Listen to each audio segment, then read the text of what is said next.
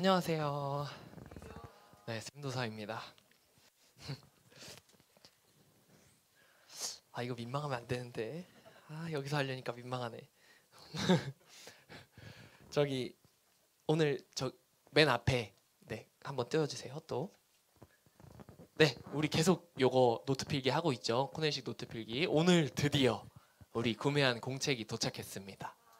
네, 이제 아침에 와서 이거 잘 찾으시고요. 잘 들고 이렇게 벌써 하품을 하는데 졸아도 예배 마치고 선생님들과 공과 시간에 말씀을 다시 정리할 수 있는 이 코넬 노트 필기를 이런 좋은 기능이 있는 이 필기 방식을 익혀서 여러분들의 삶에도 적용이 좀 되셨으면 좋겠다라는 저의 마음입니다.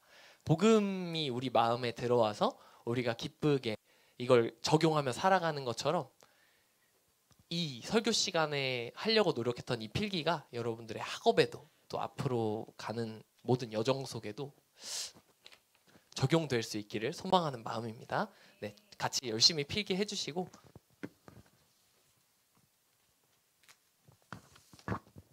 죄송합니다. 이거 옆에 좀 내려 오늘 이렇게 와르르네. 죄송합니다. 제가 여기 혁준이 부모님이 오셔가지고 긴장했나 봐요. 네. 손님이 또 오셔가지고 제가 올해 1월에 고등부로 부임을 해가지고 아직 조금 미숙합니다. 네, 이해해 주시면 감사드리겠고요. 오늘 말씀 제목은요. 우리 같이 한번 읽어볼까요? 시작. 죄가 너를 원하나 너는 죄를 다스릴지니라.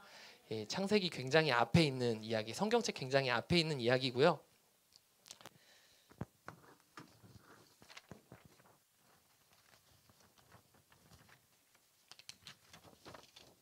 먼저 말씀을 같이 읽어보면서 이렇게 한번 해볼게요. 이게 오늘 제가 15절까지를 다 가지고 왔는데 이 이야기가 어렵지 않아서 한번 같이 꼭 읽어봐야겠다고 생각을 했어요. 그렇게 길지 않으니까요. 한번 같이 처음부터 끝까지 읽어볼게요. 4장 1절부터 시작. 아담이 그의 아내 하와와 동침함에 하와가 임신하여 가인을 낳고 이르되 내가 여호와로 말미암아 등남하였다 하니라. 그가 또 가인의 아우 아벨을 낳았는데 아벨은 양치는 자였고 가인은 농사하는 자였더라. 세월이 지난 후에 가인은 땅의 소산으로 제물을 삼아 여호와께 드렸고 아벨은 자기도 양의 첫 새끼와 그 기름으로 드렸더니 여호와께서 아벨과 그의 제물은 받으셨으나 가인과 그의 제물은 받지 아니하신지라. 가인이 몹시 분하여 안색이 변하니 여호와께서 가인에게 이르시되 네가 분하여 함은 어찌 됨이며 안색이 변함은 어찌 됨이냐. 내가 선을 행하면 어찌 낯을 들지 못하겠느냐. 선을 행하지 아니하면 죄가 문에 엎드려 있느니라. 죄가 너를 원하나 너는 죄를 다스릴지니라. 가인이 그의 아우 아벨에게 말하고 그들이 들에 있을 때에 가인이 그의 아우 아벨을 쳐 죽이니라. 여호와께서 가인에게 이르시되 내 아우 아벨이 어디 있느냐. 그가 이르되 내가 알지 못하나이다. 내가 내 아우를 지키는 자니이까. 이르시되 네가 무엇을 하였느냐. 내 아우의 핏소리가 땅에서부터 내게 호소하느니라. 땅이 그 입을 벌려 내 손에서부터 내 아우의 피를 받았은즉 내가 땅에서 저주를 받으리니 내가 밭을 갈아도 땅이 다시는 그 효력을 내게 주지 아니할 것이요 너는 땅에서 피하며 유리하는 자가 되리라. 가인이 여호와께 아뢰되 내 죄벌이 지기가 너무 무거우니이다. 주께서 오늘 이 지면에서 나를 쫓아내시온즉 내가 주의 낯을 배웁지 못하리니 내가 땅에서 피하며 유리하는 자가 될지라. 무릇 나를 만나는 자마다 나를 죽이겠나이다. 여호와께서 그에게 이르시되 그렇지 아니하다. 가인을 죽이는 자는 벌을 7배나 받으리라 하시고 가인에게 표를 주사 그를 만나는 모든 사람에게서 죽임을 면하게 하시니라. 아멘. 기네요. 그래도 어렵지 않죠? 오늘 우리가 참 잘 알고 있는 이 최초의 살인 사건 이야기를 한번 다뤄보려고 합니다. 성경에 등장하는 성경 굉장히 극 초반에 등장하는 이 최초의 살인 사건 이야기를 좀 다뤄보려고 하는데요. 이 사건 속에서 우리가 발견할 수 있는 요소들, 우리가 죄인인 이유와 또 그 죄의 속성을 한번 찾아보고 결론적으로 우리가 이 죄를 다스릴 수 있는 이유가 무엇인지, 우리가 이 죄를 다스릴 수 있는 힘이 무엇인지 3단계로 한번 알아보려고 합니다. 자, 13페이지. 오늘의 첫 번째 주제입니다. 같이 읽어볼까요? 시작. 우리는 언제든지 죄를 저지를 수 있습니다. 저는 우리가 죄인이 되었다는 이유를 여기서 발견했어요. 지난 시간에 이제 아담과 하와가 선악과를 먹고 하나님처럼 선악을 구분할 수 있게 되는 사건이 있었죠. 이들은요, 처음 창조된 사람이자 현재 살아가고 있는 우리를 대표하는 인간으로 성경에서 등장하고 있어요. 옆 사람을 판단할 수 있게 되었고요. 하나님의 자리에서 다른 이들을 평가할 수 있게 되었어요. 그 선악과를 통해서 말이죠. 심지어 하나님까지도 우리가 평가할 수 있게 된 거예요. 하나님이 그 사탄의 꾀임에, 그 뱀의 꾀임에 넘어가서 이거 먹으면 너네 하나님처럼 될 수 있어 라는 그 마음을 가지고 그걸 먹고 판단할 수 있는 자리에 가게 된 거죠. 그런 그 사람들 속에서 그런 죄인들, 그렇게 죄인이 된 이런 사람들 그 사이에서 인류 최초의 살인사건이 오늘 발생하는 거예요. 그 시작은 그랬던 아담과 하와가 자녀를 낳은 거예요. 선하신 하나님을 닮아서 유일한 선이신 하나님을 닮았었는데 이제는 선악과를 먹고 하나님처럼 되겠다고 하나님을 평가할 수 있게 돼버린 그런 죄악을 저지를 수 있는 인간이 하나 더 늘어난 거죠. 오늘 가인이 태어남으로. 그리고 또 아벨이 태어남으로 둘이 늘어났어요. 시간이 지나고 가인과 아벨이 자랐어요. 어른이 돼서 이제 자신의 소유를 스스로 하나님께 드릴 수 있게 됐습니다. 가인은요, 농사를 지어서 하나님께 예배를 드렸고 아벨은 키우던 짐승을 드렸습니다. 우리가 여기서 자주 곁길로 빠져요. 가인의 예물 자체가 잘못됐다고. 아벨은 첫째, 자신의 동물 중에서 가장 귀한 거, 가장 살찌고 좋은 걸 드렸다. 근데 가인은 그렇지 않았다라고 하는데 이게 잘 보면 아니더라고요. 그런 거 꼭 그렇지만은 않은 것 같아요. 이 부분의 정확한 이유는 보이지 않는데 이 원어로 볼 때 가인이 드렸던 거는 그 소제라는 제사였어요. 방법이 잘못되지는 않은 걸로 보통 등장을 하는 것 같습니다. 우리가 여기서 그럼 예상해 볼 수 있는 문제는요, 가인의 마음가짐에 있다는 거예요. 가인의 예배의 방식이 문제가 아니라 가인이 예배를 드릴 때, 제사를 드릴 때, 제물을 드릴 때 어떤 마음을 가졌냐는 게 문제였던 것 같아요. 소제가요, 하나님께 감사와 충성을 고백하는 제사였다고 해요. 예물을 드리면서, 내가 가진 것을 드리면서 곡식을 드려도 상관은 없는 거였어요. 근데 문제는요, 이 감사와 충성이 없는 상태로 드리면, 형식적으로 그냥 제사를 드리면 그게 어떤 의미가 있냐는 거죠. 가인의 마음에 이런 생각이 있었을 거라고 제가 한번 예상을 해봤어요. 어떤 사람들은 여기서도 또 얘기를 해요. 동물과 식물을 키우는 입장. 저는 식물 키우는 취미가 잠시 있었거든요. 한 2년, 3년을 키웠는데, 그리고 동물도 우리 친구들, 선생님들 동물 키워보셨죠? 또 식물 키우시는 분들도 있을 거예요. 그렇게 생각을 하면은 둘 다 굉장히 고생스러워요. 이게 물 조금 안 준다고 애들이 막 시들거든요. 막 기울어지는 게 보여요. 물 달라고.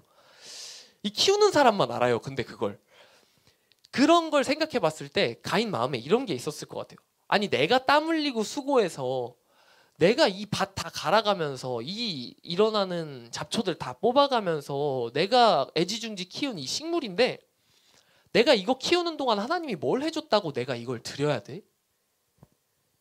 그런 마음이 있었을 거라고 한번 예상을 해봤어요. 그래서 그랬는지 그 하나님이 가인의 제사를 받지 않으셨다고 할 때 그 원어의 내용이 가인의 것은 거들떠보지도 않았다, 제대로 쳐다보지도 않았다라고 이렇게 나와 있어요. 그러니까 가인이 이 모습을 보고 동생 건 받고 내 건 안 받아. 거기에 이제 화가 나서 안색이 변하고 땅을 향해서 고개를 푹 숙여버렸어요. 하나님께서 이런 가인에게 화난 이유를 물으면서 말씀하세요. 네가 옳게 행동하고 있다면 네 행동을 인정하지 않았을까? 그러나 너는 옳게 행동하고 있지 않기에 죄가 문 앞에서 너를 기다리고 있다. 죄가 너를 갖기를 원하나 너는 반드시 그것을 다스려야만 한다. 다음 장 넘겨주세요. 이게 영어 성경 NIV 번역에서 이렇게 돼 있거든요. 제가 아까 진하게 표시했던 기다리고 있다, 다스려야만 한다 단어가 이 크라우칭이랑 마스터라고 돼 있거든요. 근데 여기서 이 기다리다라는 크라우칭, 혹시 이 단어 어디서 본 적 있으세요? 이거 운동하는 사람들 알 수도 있는데 제가 한번 보여드릴게요. 우리 잠 깨기 위해서. 크라우칭 스타트라는 육상 스타트 기법이 있어요. 이거 준비, 차렷, 땅. 이거 그 스타팅 블럭 밟고 엉덩이 들었다가 이렇게 뛰쳐나가는 자세 있잖아요. 단거리 육상에서. 이 크라우칭이 저기 써 있는 대로 웅크림이라는 뜻인데 그냥 웅크리는 게 아니고요. 단거리 육상에서 과학적으로 가장 큰 효율성을 자랑하는 자세예요. 동물이든 인간이든 중력을 이용해서 가장 빠르게 앞으로 뛰쳐나갈 수 있는, 이 앞으로 넘어지듯이 뛰어가는 자세고요. 또 고양이과 동물들이, 고양이 키워보신 분들 알겠지만 그 날라들기 전에 확 웅크렸다가 스프링처럼 팍 튀어 올라가지고 이 조그만 애들이 냉장고 꼭대기까지 올라가잖아요. 그런 웅크리는 자세가 이 크라우칭이라는 뜻에 있어요. 그리고요, 그 단어를 통해서 이 죄의 유혹이 얼마나 강한지, 죄가 우리를 넘어뜨리기 위해서 얼마나 이렇게 무시무시하게 대기하고 있는지, 우리를 잡아먹으려고 하고 있는지 그걸 알려주는 단어라고 할 수 있겠죠. 그리고 하나님이 여기서 이어서 말씀하시는 내용에는 저 master이 있어요. 저기 단어 뜻 여기 있죠. 단어 뜻. 여기서 이거는 감정 내용이니까 아니고 자기 마음대로 할 수 있는 주인, 이건 명사니까 아니고 동사형을 봐야 되겠죠. 무엇을 완전히 익히다, 무엇을 숙달하고 통달하다. 이게 딱 눈에 띄더라고요. 근데 저 앞에 또 must가 있어요. 이 must라는 조동사와 함께 반드시 죄를 완전히 숙달하라, 통달하라, 익혀라 라고 이렇게 말씀하시는 거거든요. 그리고 우리가 같이 읽은 성경 말씀에는 다스려라 라고 돼 있죠. 그것처럼 우리가 언제든지 죄를 저지를 수는 있지만 반복 숙달을 통해서 이걸 줄여나갈 수 있다는 얘기예요. 우리가 다스릴 수 있다고 하나님이 이 말씀을 통해서 얘기를 해주시는 거고, 가인에게 그렇게 말씀을 하셨다는 거죠. 그리고 이 말씀은요, 우리가 반드시 죄를 줄여가라고 하는 하나님의 강한 명령이 들어있다고도 볼 수 있겠죠. must가 있으니까요. 또 우리가 그걸 할 수 있다라고 하나님이 우리에게 말씀하시는 그런 응원의 메시지가 아닐까 저는 생각을 해봤습니다. 자, 이제 두 번째 주제입니다. 같이 읽어볼까요? 시작. 죄는 계속 이어집니다. 그런 마지막이 하나님의 경고에도 불구하고 형 가인이 동생 아벨을 불러서 밭으로 나가요. 그리고 자신의 동생을 성경에 써 있는 대로 보면 쳐 죽인다고, 영어로 보니까 때리고 죽였다, 엔드로 이렇게 해놨더라고요. 때려 죽인 거예요, 동생을. 이 간단하게 그냥 쳐 죽였다라고 나와 있지만 이 동생을 죽을 때까지 때렸다는 얘기거든요. 뭐 도구를 썼다고 뭐 모르겠지만 도구를 썼으면 좀 동생이 편하게 죽었겠죠. 근데 만약에 손으로 때려서 죽이려면요, 사람을 손으로 때려서 죽이는 게, 격투기 많이 보셨죠? 잘 안 죽어요. 사람 안 죽어요. 그 글러브 끼는 이유 뭔지 아세요? 때리는 사람 손 다칠까 봐 끼는 거예요. 맞는 사람 죽을까 봐가 아니라. 그만큼 사람이 생각보다 잘 안 죽어요, 때려서. 이거 엄청나게 잔인하게 동생을 살해한 거거든요. 그런 가인한테요, 동생을 그렇게 잔인하게 죽인 가인한테 하나님이 물으세요. 내 아우 아벨이 어디 있느냐? 하나님 다 아시죠? 아시면서도 물어본 거예요. 이 최초의 살인을 저지른 가인은요, 이어서 더 큰 죄도 쉽게 저질러요. 여기 3단 콤보거든요. 하나님께 일단 동생 죽였어요. 그 다음에 하나님께 거짓말을 하고 가족에게 패륜, 사람이라면 마땅히 해야 될 그 도리를 저버려요. 가인의 대답이 이래요. 야, 아우 어디 있니? 라고 물어보신 하나님한테, 모르는데요? 제가 동생 지키는 사람인가요? 자기가 죽였고요, 형은 동생을 지키는 사람이 맞죠. 지금도 그렇긴 한데, 특히나 한국 사회에서 그렇긴 한데, 이 당시에 부족 사회에서는 더더욱 가족은 우리의 힘이었어요. 한 사람이라도 더 있다는 건 내 목숨을 지키는 그런 힘이었고, 나도 당연히 지킬 그런 게 있는 거죠. 그런 책임이 있는 거죠. 근데 그렇게 말하는 거예요. 또 형제는요, 나의 가장 가까운, 내가 가장 편하게 하나님의 존재를 사랑으로 증명하기 좋은 그런 관계죠. 얼마나 가까워요. 같은 부모님 아래서 평생 같이 자라고 평생 같이 있는 그런 사랑하기 얼마나 좋은 관계예요. 근데 점이 가경이에요. 하나님이 가인에게 이제 처벌을 선언하시는데요. 너 이렇게 죄를 저질렀으니까 내가 너에게 이런 처벌을 줄 거야. 물론 가인에 대한 처벌이 좀 강력하기는 해요. 아담과 하와는 에덴 동산에서 쫓겨났어도 하나님이 땅이 너희한테 갖은 엉겅퀴와 풀을 내긴 하지만 잡초를 내긴 하지만 열매를 주시긴 주세요. 근데 가인 농부였거든요. 땅이 절대로 소출을 내지 않아서 항상 떠돌며 살게 된 것. 가인의 처벌이 엄청 세긴 해요. 이 농부의 정체성, 자신의 정체성이 완전히 부정당하고 떠돌면서 간간히 음식을 구해야 되는 그런 사람이 돼버렸거든요. 내 인생이 송두리째로 버려졌어요. 그래서 가인이 이렇게 대답을 해요. 이 처벌은 제가 견딜 수 있는 정도를 넘어섭니다. 이 말의 뜻이 또 한번 생각해보면 이래요. 내 잘못의 크기는 일단 모르겠고 나는 이걸 못 견뎌요. 이만큼 처벌하시는 거 나 못 견뎌요.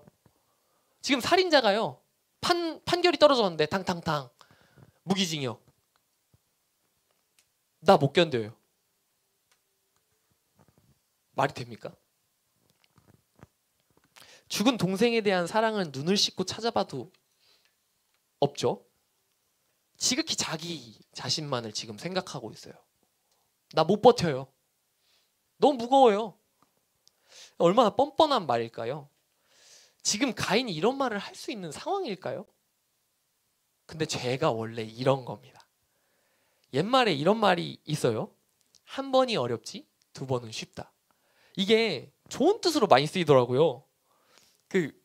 도전하라 라는 말로. 근데 저는 이거 좋은 뜻으로 거의 들어본 적이 없거든요. 제가 보기에 좋은 뜻이 아닌 것 같아요. 이 에베소서 4장 17절에서 18절 말씀에 잘 알려주더거든요. 제가 한번 읽어드릴게요. 그러므로 내가 이것을 말하며 주 안에서 증언하노니 이제부터 너희는 이방인이 그 마음에 허망한 것으로 행함같이 행하지 말라.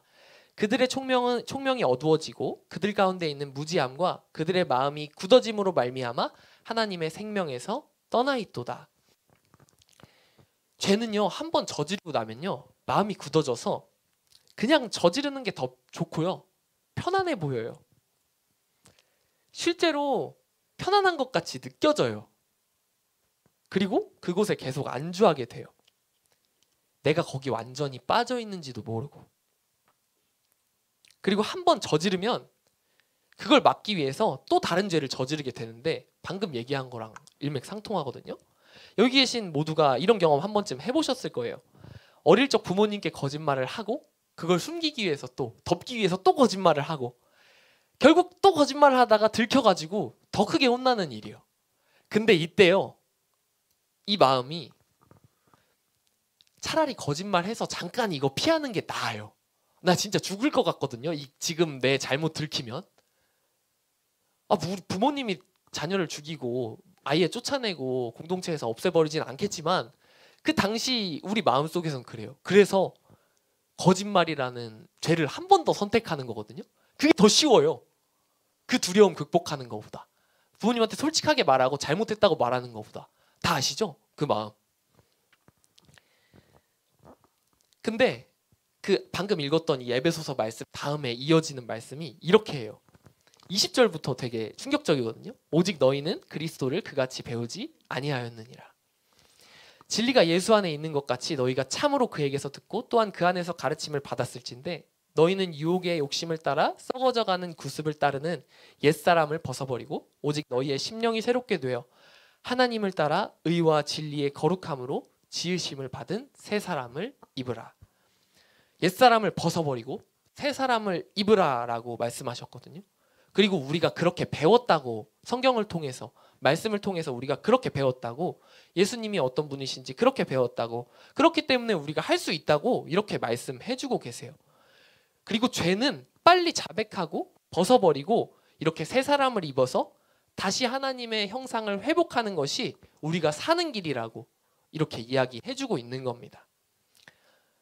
그럼 여기서 이제 우리가 어떻게 새 사람을 입을 수 있을까요? 어떻게 이 죄를 끊어낼 수가 있을까요?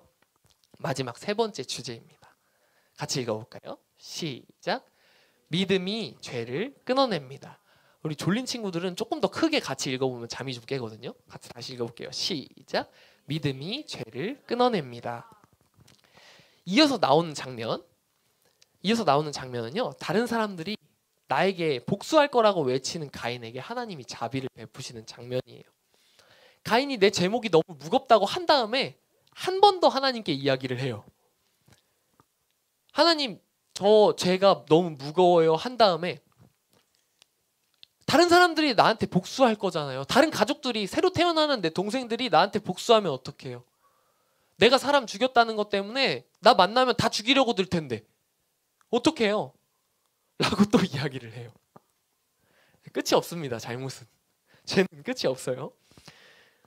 하나님께서 오늘 말씀 15절에 그런 가인한테 이렇게 말씀하세요. 같이 읽어볼게요. 이거 시작. 여호와께서 그에게 이르시되 그렇지 아니하다. 가인을 죽이는 자는 벌을 7배나 받으리라 하시고 가인에게 표를 주사 그를 만나는 모든 사람에게서 죽임을 면하게 하시니라. 아멘. 선악과를 먹은 아담과 하와에게 하나님은요, 가죽옷을 입혀서 그 에덴 동산을 내보내셨었어요. 그리고 오늘 동생을 죽인 가인에게 하나님은 죽음을 면할 표를 주시면서 내보내세요. 죄는 반드시 심판받을 일이지만 하나님의 자비는 너무 커서 마지막까지 어쨌든 기회를 또 주시는 거예요. 심판은 정해져 있지만 다시 돌아올 수 있는 기회를 주시는 거예요. 열심히 일하면서 고통받는 삶의 시간에서 죄악을 발견하고 다시 돌아오렴이라고 아담과 하와에게 이야기하셨던 것처럼 가인에게 소출을 내지 않는 땅을 피하여서 떠도는 삶 속에서 뉘우치고 다시 돌아오렴. 하나님은요, 말씀대로 죄를 내가 지고 다스릴 수 있도록, 내가 메스터할 수 있도록 훈련하는 기회를 이 자비로 주시는 거예요. 심판은 미뤄두시고 하나님의 넓은 사랑으로 먼저 다시 돌아올 기회를 주시고 심판은 미뤄두시는 거예요. 그 기회 끝에 희망을 선포하시는 거예요. 돌아가신, 십자가를 지고 돌아가신 그 예수님을 믿는 것으로 우리가 그렇게 될 수 있다고요. 히브리서 9장 14절 15절 말씀에 그 내용이 있어요. 하물며 영원하신 성령으로 말미암아 흠없는 자기를 하나님께 드린 그리스도의 피가 어찌 너희 양심을 죽은 행실에서 깨끗하게 하고 살아계신 하나님을 섬기지 못하게 하겠느냐. 이로 말미암아 그는 새 언약의 중보자시니 이는 첫 언약 때의 범한 죄에서 속량하려고 죽으사 부르심을 입은 자로 하여금 영원한 기업의 약속을 얻게 하려 하심이라. 아멘. 하나님이요, 이 십자가를 통해서, 예수님이 십자가를 지게 하심을 통해서 아담과 하와가 처음 저질렀던 그 죄부터, 그 죄의 근원에서부터 깨끗하게 하셨습니다. 그리고 그 십자가를 직접 지시는 예수님이 지시기 전에 요한복음 5장 24절에서 이렇게 말씀하시는 거예요. 이거 같이 읽어볼게요. 5장 24절 말씀 시작. 내가 진실로 진실로 너희에게 이르노니 내 말을 듣고 또 나 보내신 이를 믿는 자는 영생을 얻었고 심판에 이르지 아니하나니 사망에서 생명으로 옮겼느니라. 아멘. 이 은혜가요, 마지막까지 기회를 주시고 우리가 다시 살 수 있게 하시고 죄를 용서받을 수 있게 하시고 심판이 미뤄질 수 있고 결국 심판을 안 받게 될 수 있는 기회가요, 그거 얻는 방법이 이거밖에 없어요. 아주 간단하게 믿는 거예요. 하나님이 예수님으로 오셔서 십자가를 지시고 그 피로 우리 죄를 깨끗이 씻어내셨다는 거, 우리 대신에 희생하셨다는 거, 내 죄의 심판을 대신 받아주셨다는 거, 이 사실을 믿기만 하고 있으면 이걸 얻을 수 있다는 거예요. 너무 간단해서 이상해요. 그래서 우리가 죄를 다스릴 수 있는 이유는요, 우리를 향한 하나님의 진노, 우리 죄에 대한 그 분노 때문에가 아니라, 또 하나님이 우리를 심판하신다는 두려움 때문에가 아니라요, 믿기만 하면 심판이 우리를 피해간다는 약속 덕분에 그 사실을 믿기만 하면 우리가 천국에 갈 수 있게 된다는 그 약속 덕분에 기쁘고 감사한 거예요. 끝까지 우리에게 자비를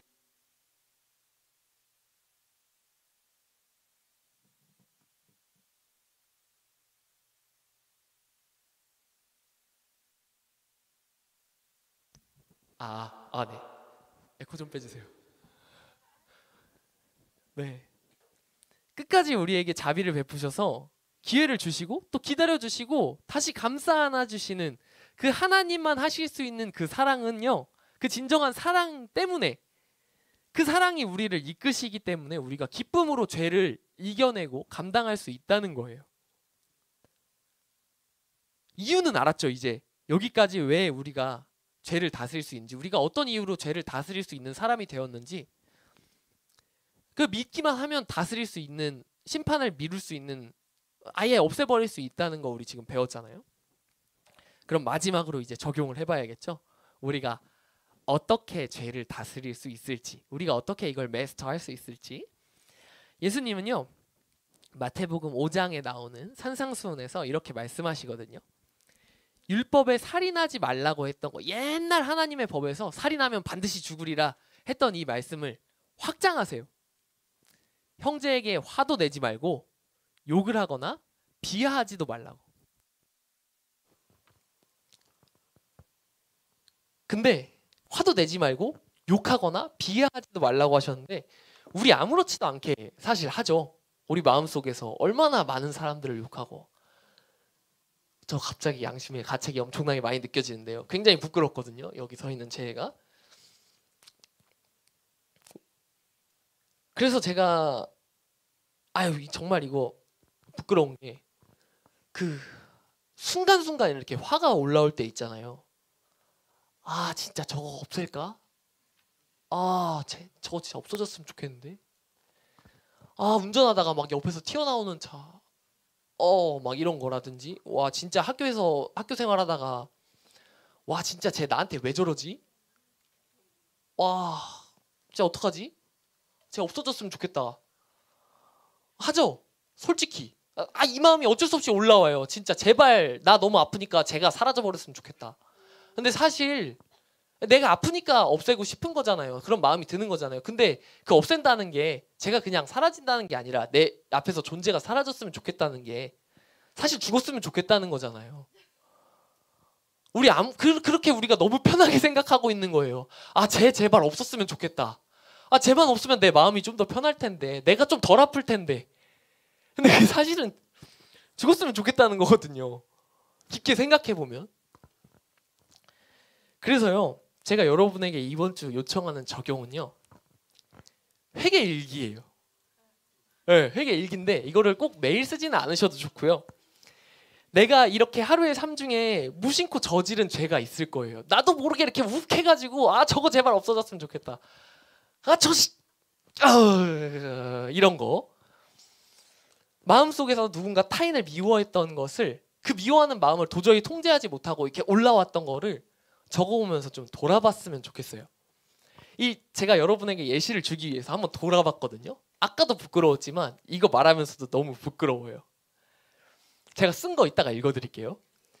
제가 아주 쉽게 미워하고 화를 냈던 사람이라고 생각하니까 가장 먼저 누가 떠올랐는지 아세요? 엄마요. 저희 엄마가 떠오르더라고요. 왠지 모르게 엄마랑 얘기하다 보면요, 엄마랑 대화하다 보면요, 우리 흔히 요즘에 말하는 그 그라데이션 분노 있죠. 우악! 그냥 갑자기 엄마랑 평상시 대화하다가 우악! 화내는 거. 왜 그런지 모르겠어요. 근데 이거를 잘 떠올려 보면요, 이거를 또 글로 풀어보면요, 잠깐 멈춰보면요, 내 생각을, 내 마음을 이렇게 밖에다 꺼내놔서 내가 보면요, 거기에 내 아픔이 보여요.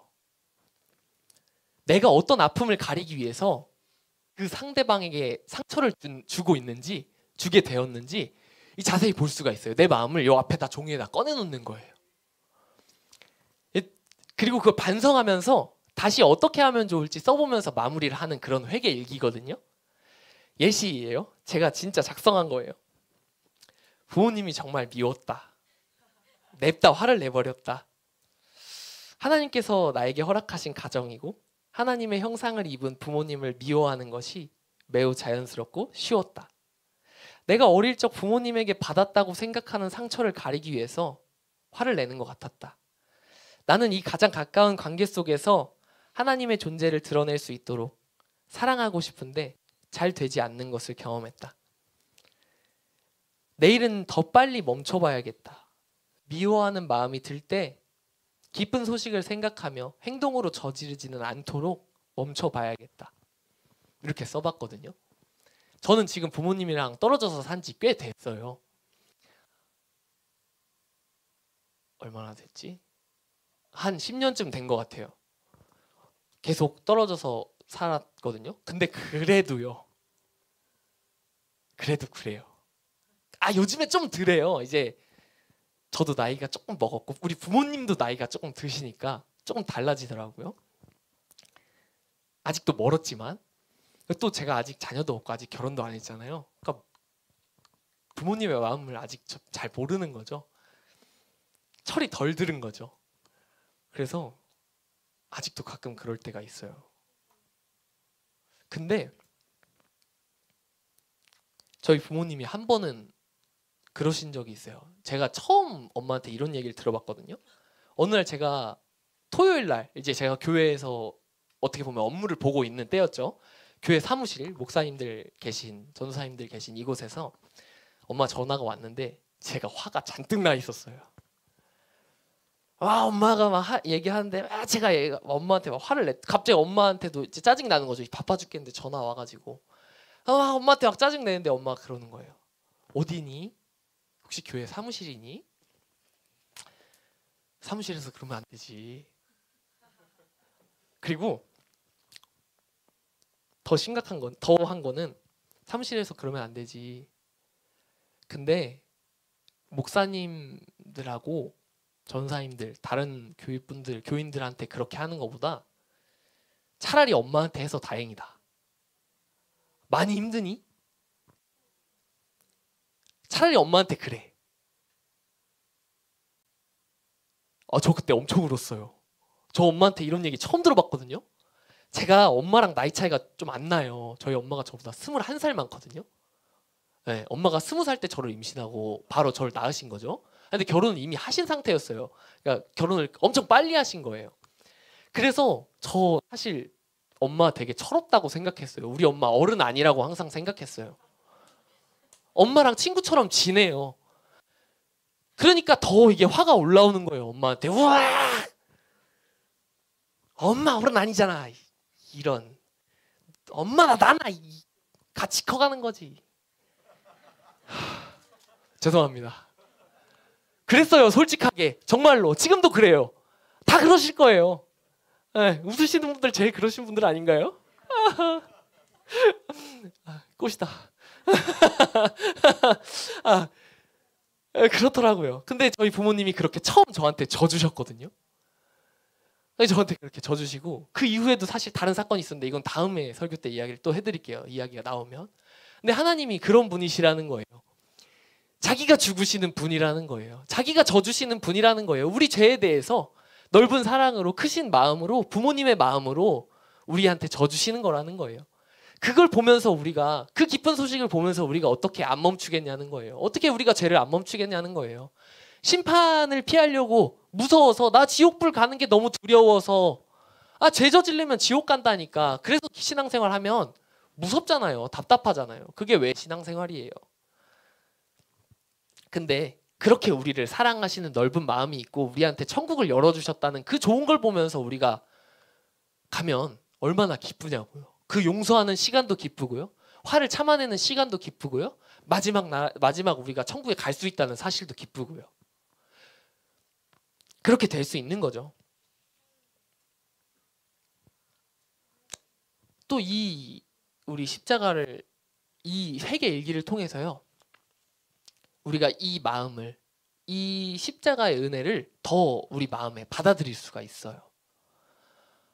그냥 예수님 십자가만 떠올리는 게 아니라 내 생각들, 마음들을 꺼내놓고 거기다 또 십자가에 대한 그 사랑도 한번 적어보면 이 두 개가 이렇게 합쳐지거든요.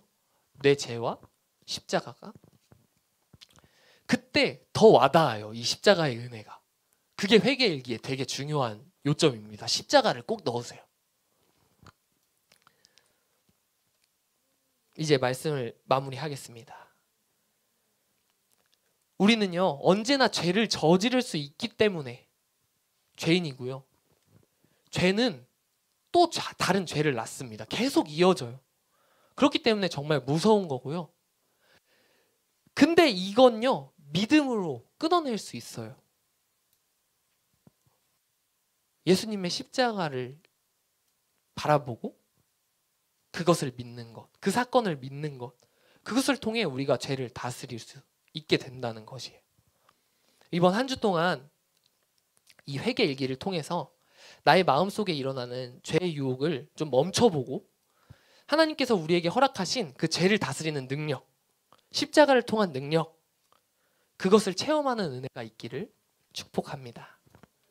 감사합니다. 오늘 말씀을 생각하면서 되게 무거운 찬양을 가져와 봤어요. 내가 예수를 못 박았습니다 라는 찬양이거든요. 네, 천천히 찬양팀 나오셔도 돼요. 제가 뒤에 좀 더 있어가지고. 이 고린도전서 8장 11절에서 12절에 이런 말씀이 있거든요. 제가 읽어드릴게요. 그러면 네 지식으로 그 믿음이 약한 자가 멸망하나니 그는 그리스도께서 위하여 죽으신 형제라. 이같이 너희가 형제에게 죄를 지어 그 약한 양심을 상하게 하는 것이 곧 그리스도에게 죄를 짓는 것이니라. 제가 여기 파란 글씨로 적어놨거든요. 그는 그리스도께서 위하여 죽으신 형제라. 곧 그리스도에게 죄를 짓는 것은 형제에게 죄를 짓는 것은 그리스도에게 죄를 짓는 것이니라. 우리가 죄를 짓고 있는 대상이 있잖아요. 우리가 분노를 표현하고 우리가 없어졌으면 좋겠다고, 죽었으면 좋겠다고 생각하는 그 사람도요, 하나님이 기회를 열어주실, 하나님이 그를 살리시기 위해서, 그의 죄를 용서하시기 위해서 죽은 소중한 하나님의 자녀예요. 그 사람을 살리시려고 예수님이 죽으셨거든요. 물론 우리도 살리려고 죽으셨지만, 그리고 그런 사람에게 죄를 짓는 게 곧 예수님께 죄를 짓는 거라고 말하고 있어요. 하나님이 아담과 하와에게 가죽옷을 입혀주시면서 주셨던 시간과 기회, 그리고 가인에게 오늘 땅을 피하며 살더라도 너 죽지 않아 라고 하면서 주신 시간과 기회요, 우리한테도 이어지고 있어요. 예수님은 이미 십자가를 지셨지만 우리가 이걸 믿음으로 용서받을 수 있다는 거, 그 기회가 우리에게 주어졌다는 거, 우리에게 삶이라는 시간이 주어졌다는 거, 이 시간 동안 하나님을 믿을, 예수님을 믿을, 십자가를 믿을 그 기회가 우리에게 주어졌다는 거, 그 회개할 수 있는 시간이 우리한테도 주어졌어요. 우리가 죄를 저지르면요, 그 심판 그리고 하나님의 그 진노는요 우리한테 오지 않아요. 우리가 예수님을 믿는 한 그 진노는 예수님에게 향해요. 예수님의 십자가로 향해요. 그것 때문에, 우리 죄 때문에 예수님이 십자가를 지셨으니까요. 그럼 그게 무슨 말인지 아세요? 이 시간에요, 지금 우리가 살아가는 현재에요, 우리가 예수님을 십자가에 못 박을 수 있다는 거예요. 내가 그때 예수님 십자가에 못 박히실 때 잊지 않았지만 예수님은 이미 십자가에 달려 돌아가시고 하늘로 올라가셔서 다시 심판자의 자리에 가셨지만 그 죄가, 우리의 죄가 그 십자가로 항상 향할 수 있다는 거예요. 우리 이것을 생각하면서 이 찬양으로 같이 우리 마음을 고백하셨으면 좋겠습니다. 내가 예수를 못 박았습니다. 같이 찬양하시고 하고 기도하시겠습니다.